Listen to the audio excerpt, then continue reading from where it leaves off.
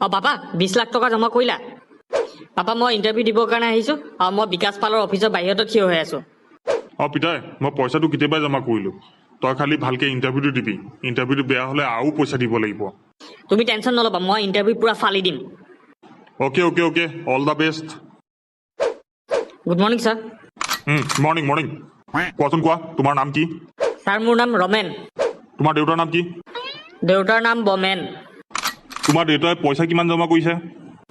sir পূৰা 20 লাখ টকা জমা কৰিছে মোৰ দেউতাই 20টো কম হ'ল নহয় বোপা ঠিক আছে বাৰু তথাপিও ইণ্টাৰভিউটো ভালকৈ দিয়াচোন কি হয় চাই লওঁ আপুনি সোধক ছাৰ সোধক যি মৰ্জি সেইটোকে সোধক কি সোধো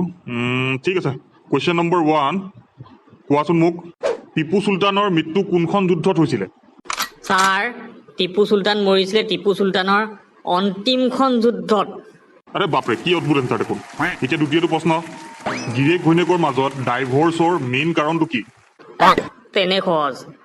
বিবাহ অৰ্থাৎ মেৰেজ এইটো আকৌ কি এনচাৰ বাৰু যি হওক তৃতীয়টো প্ৰশ্ন আচ্ছা তৃতীয়টো প্ৰশ্ন হৈ গ'ল মহাত্মা গান্ধীৰ জন্ম কেতিয়া হৈছিলে এইটোনো প্ৰশ্ন হ'লনে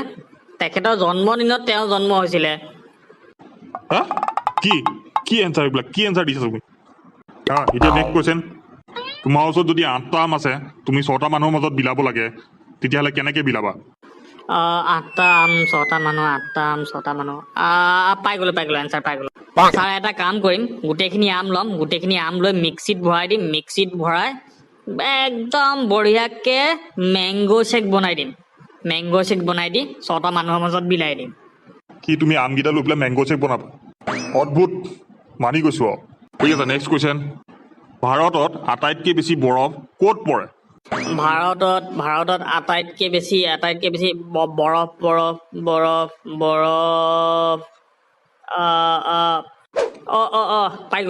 পাই গ'লো এনচাৰটো ছাৰ ভাৰতত আটাইতকৈ বেছি বৰফ মদৰ গ্লাছত পৰে অদ্ভুত তোমাৰ মানে কি কয় মগজটোক কি বুলি ক'ম আৰু অদ্ভুত দেউতাক ক'বা আৰু 15 লাখ টকা কাউণ্টাৰ নম্বৰ 5ত জমা কৰি দিবলৈ